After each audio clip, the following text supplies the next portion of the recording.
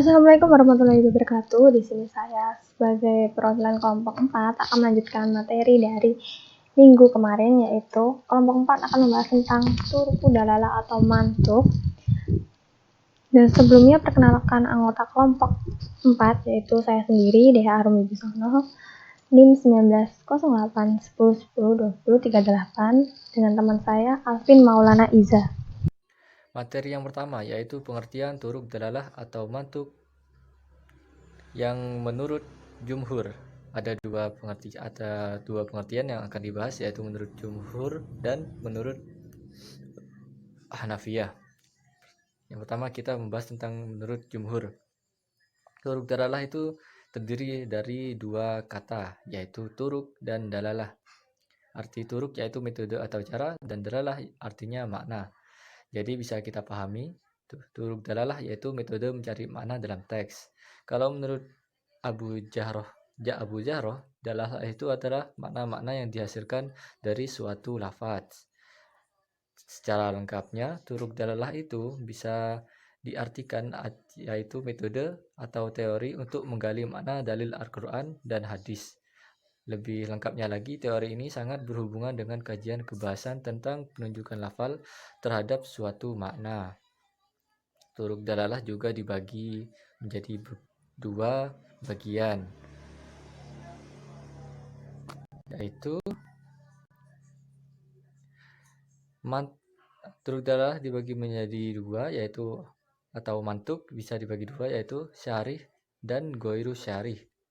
Syarih itu dapat dipahami sebagai makna yang diambil dari teks melalui dalalah mutabakoh dan tadalamu mutabakoh. Itu dia, ada dua caranya. Sedangkan goiru syarih dapat diartikan sebagai makna yang diambil dari teks melalui dengan tiga cara, yaitu iktidla, isyarah, dan ima. Nanti akan dijelaskan lebih lanjut lagi di slide-slide selanjutnya.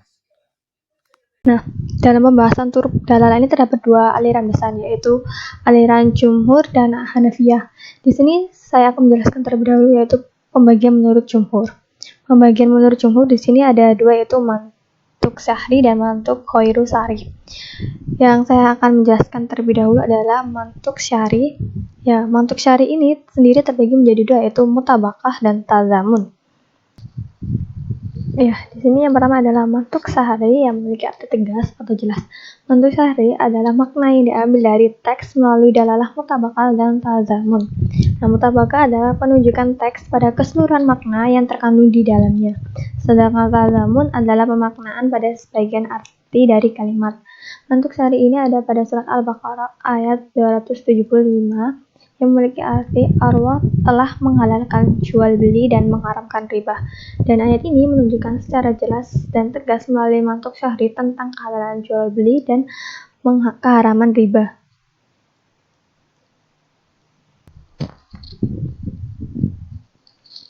Nah, di sini ada mutabakah, yaitu pada surat Al-Maidah ayat 3 yang memiliki arti diharamkan bagimu memakan bangkai, darah, daging babi, daging hewan yang disembelih atas nama selain Allah, yang dicekik, yang terpukul, yang jatuh, yang ditanduk dan diterkam binatang buas kecuali yang sempat kamu menyembelihnya, dan diharamkan bagimu yang disembelih untuk berhala. Makna ayat ini secara mutabakah adalah keharaman bangkai, darah, babi, dan hewan yang disembelih tanpa menyebut nama Allah Subhanahu wa Ta'ala. Yang selanjutnya adalah mantuk ghairu syarih yang akan dijelaskan oleh teman saya Alvin Maulana Iza. Mantuk jenis yang kedua yaitu ghairu syarih. Mantuk ghairu syarih adalah makna yang diambil dari teks melalui ketiga cara ini. Yang pertama yaitu ghairu syarih iktidla, isyarah, dan ima. Yang pertama, iktidla, yaitu satu teks yang tidak dapat dipahami arti dan maksudnya tanpa memasang lafaz lain atau mentakdir lafaz lain. Seperti pada iktidla ini, suatu kalimat tidak dapat dipahami maksud dan maknanya secara akal atau syar'i karena ayat itu membingungkan. Seperti contohnya kan ada ayat-ayat yang biasanya itu artinya, dan tanyalah kepada negeri yang kami berada di situ. Kan tidak mungkin kan bertanya kepada suatu negeri. Itu maksudnya secara logika, secara istidlahnya itu tanyalah kepada negeri itu harus disisipkan satu kata, yaitu kata penduduk. Kita bukannya harus bertanya kepada negeri, tapi bertanya kepada penduduk. Yang kedua itu isyarah. Atau isyarah itu artinya makna yang sebenarnya bukan maksud awal dari teks, tapi merupakan isyarat teks tersebut. Isyarah itu dapat didapatkan setelah melakukan analisa mendalam terhadap suatu teks atau hadis dengan menggabungkan beberapa ayat. Contohnya dari surat Asy-Syura ayat 38 yang artinya urusan mereka dalam kurung diputuskan dengan musyawarah antara mereka. Isyarah di ayat itu adalah perintah bermusyawarah mengandung isyarat untuk membentuk lembaga legislatif dan penegasan keabsahan sistem demokrasi dalam Islam. Artinya isyarah ini bukan arti yang sebenarnya, tapi merupakan isyarah atau petunjuk yang terkandung dalam ayat-ayat Al-Quran tersebut. Dan yang terakhir, ketiga dari jenis ghairu syarih, yaitu ima, adanya sifat dalam sebuah teks yang mengindikasi bahwa sifat itu merupakan ilat dari hukum yang dikandungnya. Ilat itu bisa diartikan dasar hukum dari hukum yang dikandungnya, dasarnya. Seperti itu contohnya surat An-Nur ayat 24 yang artinya perempuan pezina dan laki-laki pezina, maka deralah tiap-tiap mereka 100 kali. Imaknya di ayat itu merupakan dapat didapatkan dari kata zaniyah atau pezina dan pezina perempuan dan zani pezina laki-laki, sehingga imaknya dapat disimpulkan bahwa ilat dari ayat itu atau dasar hukum dari ayat itu merupakan hukum didera tersebut adalah zina, hukum jilidnya adalah zina. Sebagaimana halnya kalangan mutakalimin, golongan Hanafiyah juga membagi dalalah menjadi dua, yakni dalalah lafziyah dan dalalah ghairu lafziyah. Dalalah lafziyah ini terbagi menjadi 4, yaitu ibarat an-nas dan isyarah an-nas, dalalah an-nas, dan iktidal an-nas. Di sini saya akan menjelaskan ibarat an-nas. Ibarat an-nas adalah makna yang dapat diperoleh dari teks, baik merupakan makna asli, as-salah, ataupun tidak asli. Yaitu contohnya Al-Baqarah 275 yang memiliki arti Allah menghalalkan jual beli dan mengharamkan riba. Pada ayat ini diperoleh dua pengertian. Pertama, kebolehan jual beli dan keharaman riba.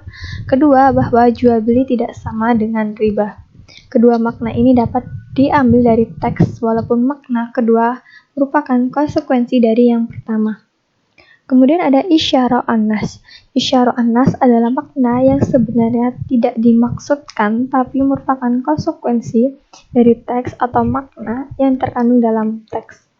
Contohnya pada Al-Baqarah 236 yang memiliki arti, tidak ada dosa bagi kamu jika kamu menceraikan istrimu sebelum kamu bercampur dengan mereka atau sebelum kamu menentukan maharnya. Secara ibarat an-nas, ayat ini menjelaskan bahwa suami diperbolehkan menceraikan istrinya sekalipun belum pernah digauli atau sebelum menentukan dan membayar mas kawin. Sedangkan secara isyarah an-nas menunjukkan bahwa akad nikah dianggap sah walaupun belum menentukan mas kawin. Dan selanjutnya akan dijelaskan oleh teman saya. Jenis dalalah lafaziyah yang keempat yaitu dalalah an-nas, yaitu artinya berlakunya hukum yang disebut dalam hukum nas pada hukum yang tidak disebutkan dalam nas karena adanya kesamaan yang melatar belakanginya. Contohnya seperti surat An-Nisa ayat 4 ini bisa dibaca. Ibarah anas ayat ini atau arti yang tersuratnya atau arti sebenarnya, yaitu ayat ini menunjukkan keharaman makan harta anak yatim, sedangkan dalalah anasnya ya, atau dapat diartikan dalalah itu hukum yang bisa disamakan dengan ayat ini, yaitu menunjukkan keharaman membakar dan merusak harta anak yatim. Dan yang keempat dan yang terakhir dari dalalah lafaziyah yaitu istidlak anas.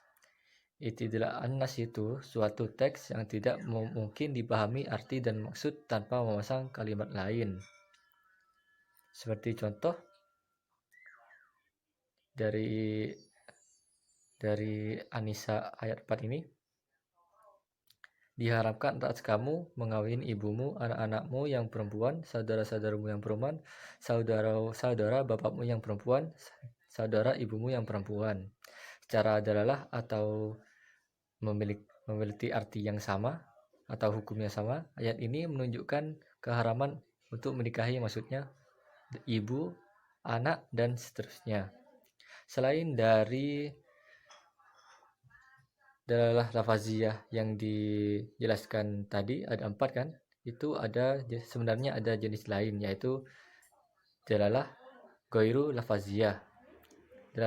Dalalah ghairu lafaziyah itu dibagi menjadi 3, yaitu yang pertama tabi'iyah, dalalah ghairu lafaziyah, yaitu dalalah atau penunjuk bukan kata atau suara yang berupa sifat alami. Dan yang dalalah ghairu lafaziyah yang kedua yaitu akliyah, yaitu dalalah atau petunjuk bukan kata atau suara yang berupa pemahaman melalui akal pikir. Dan yang ketiga yang terakhir wadiyah, yaitu dalalah ghairu wadiyah, yaitu dilalah atau petunjuk bukan kata atau suara yang bisa berbentuk tanda-tanda yang dengan dasar kesepakatan sengaja dibuat untuk menjadi isyarat bagi pengertian yang dikandungnya. Itulah yang bisa kami sampaikan. Bila ada kesalahan mohon dimaafkan. Saya akhiri, mohon assalamualaikum warahmatullahi wabarakatuh. Terima kasih.